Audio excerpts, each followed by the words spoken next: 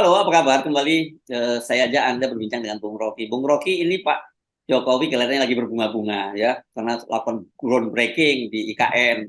Katanya masuk itu proyek-proyek dari swasta nasional sampai 45 triliun gitu. Dan sekarang Pak Jokowi nyatakan bahwa ini memang diprioritaskan untuk pengusaha nasional gitu ya. Sebelumnya padahal dia mengundang Ya, investor asing dan pasang iklan di Wall Street Journal segala macam gitu kan. Jadi agak aneh. Dan yang saya kaget, ini Kompas ya bikin apa 100 CEO itu forum gitu ya, forum 100 CEO di IKN juga begitu.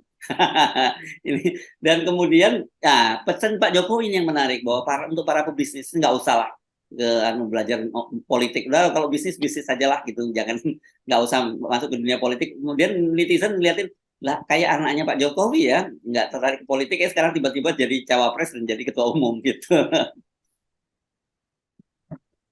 ini satu event yang orang menduga itu untuk menandingi headline internasional yang dimulai oleh majalah Times yang mengolok-olok IKN itu sebagai Yes. legacy yang membahayakan demokrasi. Hmm. Karena pertama, ya bagi publik asing menganggap bahwa atau pers asing tetap seseorang yang memimpin proyek sebesar itu atau nanti akan mengepalai satu wilayah yang harus deal dengan masyarakat setempat, harusnya dipilih secara terbuka tuh, bukan di drop dari Jakarta. Jadi itu poin. Yang kedua tentu tentang majalah Times selalu bertanggung jawab. Dulu dia dieluk-elukan di dalam New sebagai Hope. cover majalah itu. Ya. Ya, apa namanya, Hope, New Pak, Hope. Ya, New New Hope. Hope, New. Hmm. Dan sekarang mulai dicerca tuh.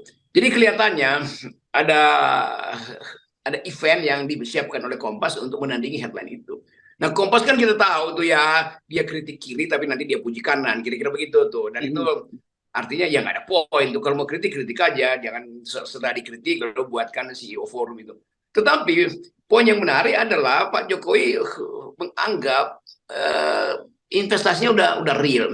Kita nggak pernah mengerti yang mana yang disebut real, MOU atau Ya. assignment khusus tuh. Oh, Apalagi kalau groundbreaking kita, sekarang Bung Rocky sudah maju lebih groundbreaking.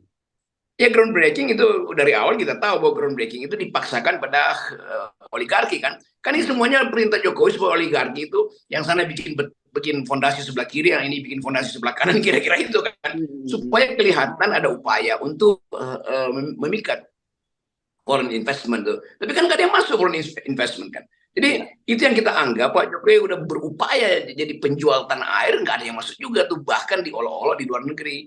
Nah, semua investor itu membaca majalah Times itu, dan Hmm. majalah Times itu jadi acuan dari mereka yang berupaya untuk berbisnis secara sempurna, termasuk bisnis yang peduli lingkungan kan. Ya. Nah, selama isu lingkungan itu nggak bisa diselesaikan Pak Jokowi, selama itu pers internasional akan mengolok-olok proyek itu. Nah, olok-olok itu akan mempengaruhi keputusan investor asing, karena nggak ada investor asing yang hari-hari ini mau berinvestasi yang merusak lingkungan. Itu pasti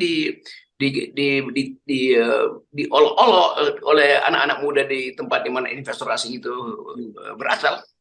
Ya bisa diboikot bukan hanya diolok-olok lah ya Ya, kalau. itu boykot.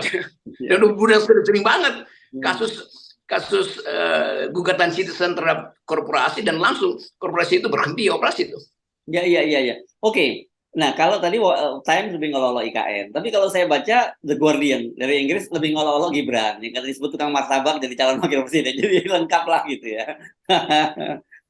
Ya, itu satu paket, satu paket berita yang orang bisa anggap ya ini konspirasi media asing. Memang karena Hmm. media asing ini menyoroti Indonesia justru ketika Jokowi udah mau lengser, ternyata Jokowi berubah jadi peran, jadi despot, kan itu intinya kan. Nah, bagi pers asing ya bagaimana mungkin Indonesia itu ditenggelamkan kembali ke dalam otoritarianisme, dan itu bertentangan dengan tren dunia untuk melebarkan demokrasi. Jadi Jokowi nggak ngerti bahwa dia itu disorot oleh pers internasional sebagai orang yang akan mengganggu proses demokratisasi dunia tuh. Ya, ya. Kalau dulu mungkin kita bisa nganggap abaikan saja opini dunia internasional. Tapi dalam situasi seperti sekarang itu ya, saya kira sulit ya kalau kita udah jadi olok-olok media internasional gitu ya. Itu menempatkan Pak Jokowi ini kan berarti dari dalam negeri juga secara basis legitimasinya goyah begitu karena banyak ditinggalkan oleh para pendukungnya sendiri. Kemudian dari dunia internasional dia tidak punya pegangan lagi. Jadi saya kira mungkin jadi saya menduga dengan keras bahwa ini endorsement powernya Pak Jokowi itu kalau kita lihat lagi sekarang mungkin sudah di titik nadir gitu. Ya kalau Jokowi berupaya untuk jadi penengah Timur Tengah, ya buat politisi dunia, Anda nggak mungkin lakukan sesuatu di Timur Tengah untuk mengembalikan demokrasi di Timur Tengah, di Palestina dan konflik di Israel Palestina itu. Kalau Anda sendiri berwatak tiran, kan itu intinya kan. Kan watak seseorang itu harus comply dengan apa yang akan dia usulkan. Dia mengusulkan ceasefire, perdamaian, lah dia sendiri nggak ngerti apa itu demokrasi itu. Jadi Jokowi betul-betul nggak dianggap di dunia. Sama halnya ketika Jokowi bilang ya CEO lebih baik aktif di bisnis anak-anak muda daripada berpolitik. Itu juga orang bilang, lalu lihat anak lu ngapain tuh. Jadi benar lu ngapain ya.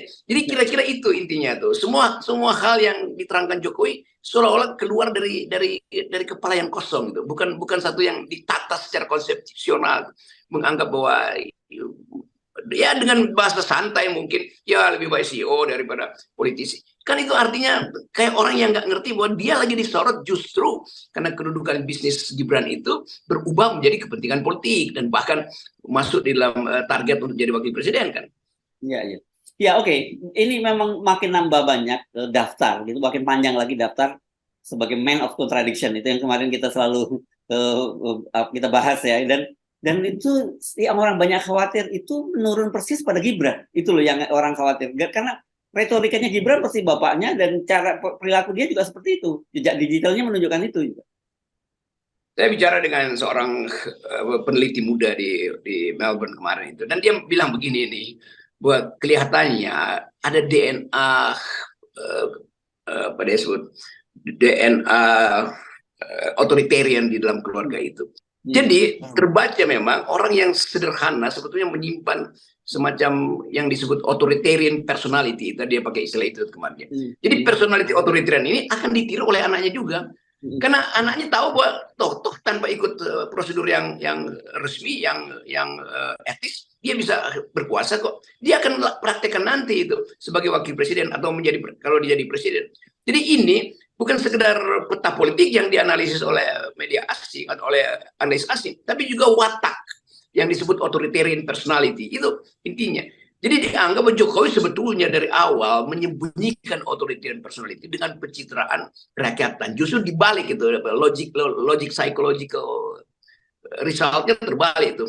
Seseorang yang dipamerkan secara sederhana sebetulnya dia sedang menyembunyikan kebengisannya, kira-kira begitu di dalam studi authoritarian personality. Karena banyak personality yang otoriter sebetulnya pembawaannya adalah sederhana itu. Itu dasarnya begitu tuh. Ya, wah ini menarik ini istilahnya. Ada DNA authoritarian. Wah ini menarik dan saya kira itu bahaya dong kalau itu yang terjadi dan tanda-tandanya sih memang iya gitu.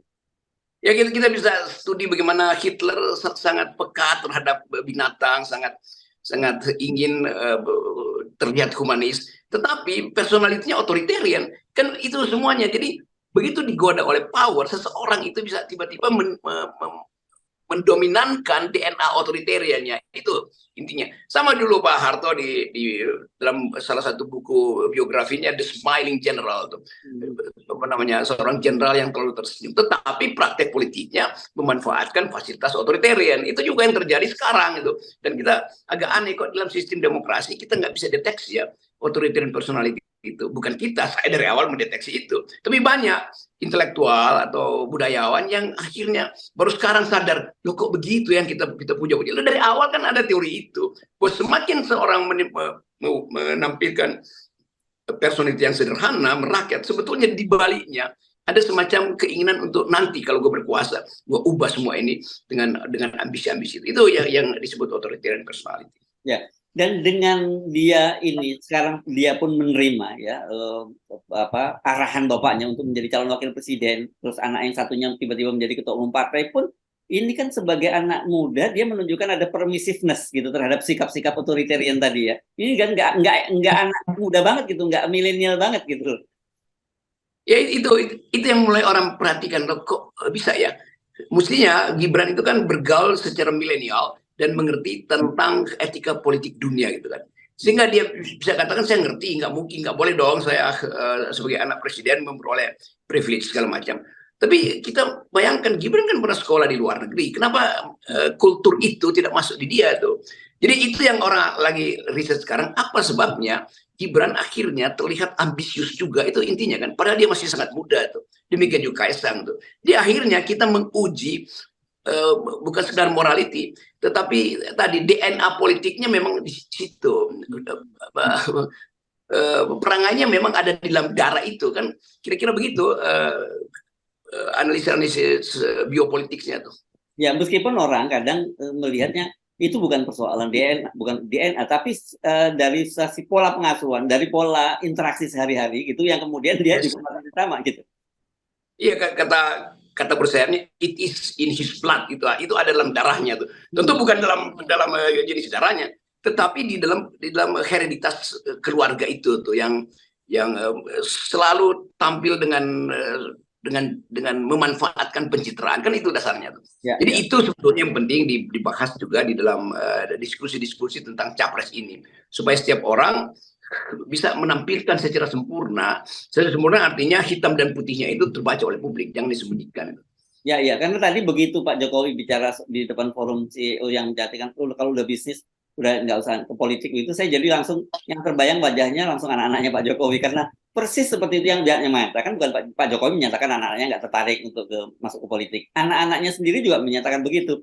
Hanya dalam hitungan hari atau hitungan bulan lah begitu bisa berubah begitu. Jadi memang selama ini di balik wajah-wajah mereka yang kelihatan lugu kan gitu, banyak orang juga menyatakan wajahnya deso gitu ya. Pak Jokowi dan anak-anaknya kan masuk ke situ ya. Ini bukan personal ya, tapi ini penilaian secara profesional gitu, menyatakan bahwa tapi ternyata menyimpan satu yang kita tidak duga begitu seperti sekarang ini, dan banyak orang yang kemudian seperti Anda sebut tadi budayawan yang macam-macam itu tertipu gitu. Dan Gibran sendiri mengatakan bahwa saya belajar politik dari ayahnya tuh, dan saya akan ikuti cara berpolitiknya kan.